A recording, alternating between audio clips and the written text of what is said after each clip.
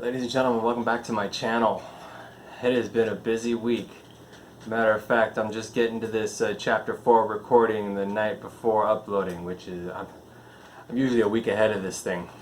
Usually. To recap, chapter 3, Talia was born by Aliyah Ra and secreted away into hiding.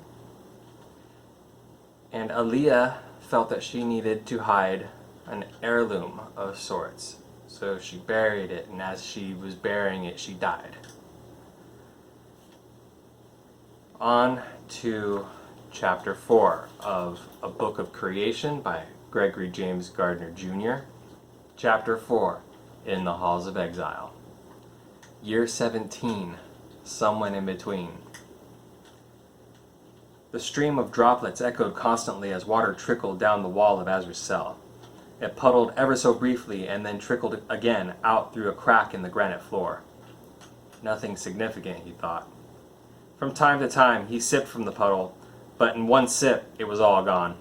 So he cupped his hands against the slimy wall to take a drink, and as ever he grimaced with the foul taste. Nothing Azra did could make the water taste any better. As he munched, or rather savored, a morsel of seeded bread, he dreaded sullying its flavor with another discouraging sip. "Why must you be so dry?" he asked the morsel. "So delicious, but so dry." He sipped and gagged. "Would that I could eat you whole."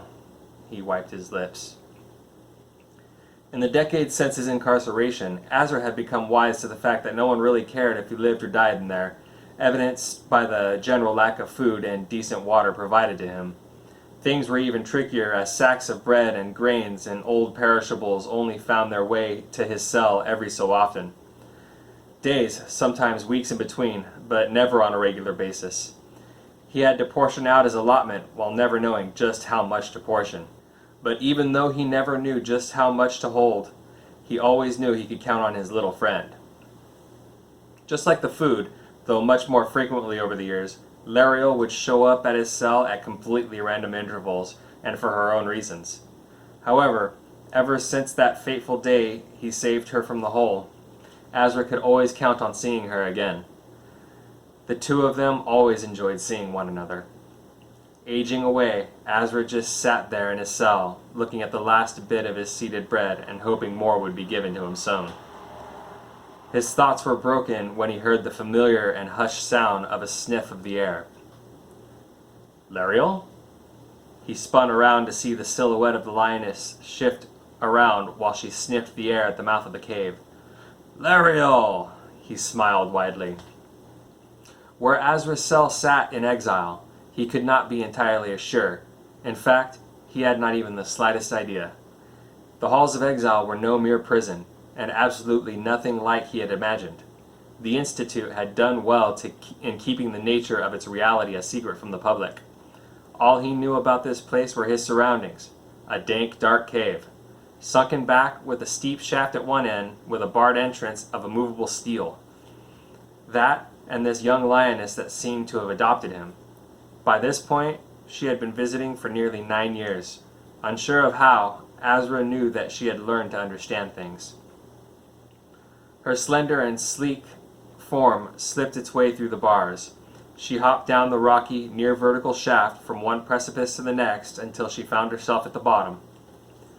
Azra smiled even wider as she came closer in the dim light. Lariel held something in her mouth. She began to purr loudly as she dropped the item at his feet. Creaking bones popped as he bent down and gingerly reached to feel the item. Slightly slobbery, but soft and furry. He decided it was safe to pick up. As he held it, he could guess mostly what it could be. A rodent of some sort. It was large. His hands kept feeling around. Larger than most she had brought. Though exactly what it was he could not tell, and did not care because it felt warm. "Freshly killed. And big." He looked to the lioness. "Your skills are improving. And it is a thoughtful gift. Thank you." He reached out and wrapped his free arm around her neck in a firm hug. "Thank you greatly. A feast fit for a king." His excitement shrank away when he remembered the small morsel. "They have not come to check on me or deliver things in quite some time, my friend. It's not safe for you to stay." The large cat just sat on her haunches and leaned into his hug to nudge him with her head. "I've missed you as well," he said. Lariel purred deeply, then stood and slipped out of his arms as she turned to leave. She leapt up, over, here and there, muscled her way through the bars as she pulled herself up and over the ledge and out of sight into the coming night. Another couple of days passed, and Azra nibbled on the raw meat from time to time, though still not able to handle it without becoming somewhat sick. He lay on the ground as he clutched his stomach with a meek groan. After his stomach had stopped bubbling, and in the quiet of the moment, Azra heard another familiar sound, a pulsating hum. He cinched in his wings, rolled halfway over, and propped himself up on an elbow. He closed his eyes as the rocky ceiling of his cell washed away in a flood of fluorescent light. Weakly, he raised his other arm to shield his eyes from the light, and slowly opened them to adjust to things. The wide orbs of his irises constricted into long, thin slits as he squinted. Over Azra, on a platform about 5 meters above, stood a group of men. 2 armed with weapons trained on him, one clad in all white wearing blacked-out goggles, and an attendant that tossed 2 small bags of things down into his cell. "Anything to request?" the man clad in white asked with disdain. "Where are my sisters?" he managed to ask, while hiding just how sick he felt. He wanted to stand, but weakness kept him from doing so. "Are you going to tell us how you survived the countermeasures when you opened Gate 17? The man in white asked, as though there would be any exchange of information. "We know you had help. It is only a matter of time before we find out who it was. Then, perhaps you'll be more forthcoming."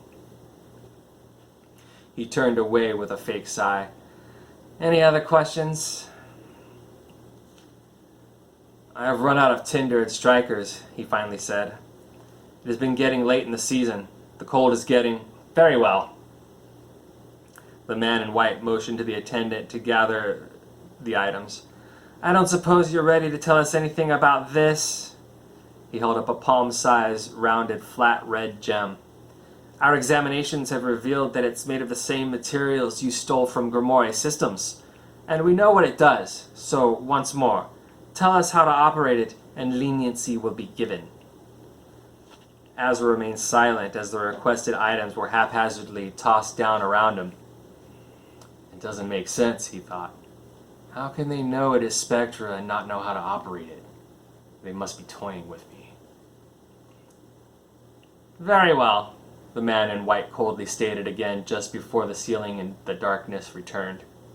The old mandrake mustered up a good amount of strength to set up his tinder and, with the strikers, had it lit in little time. Then he set to cooking up what remained of his gift, with a half-hearted smile. Alright, ladies and gentlemen, thankfully we had another short chapter here. It's late, it's about 11 o'clock. Busy week. I've got another busy week this week, but hopefully I'll be able to squeeze in a chapter and get it uploaded before Monday arrives. Again, thank you for sticking around. We'll see you next week with Chapter 5. Don't forget to hit the like. If you haven't subscribed already, please do that. If you have any questions about what's going on, ask me in the comments.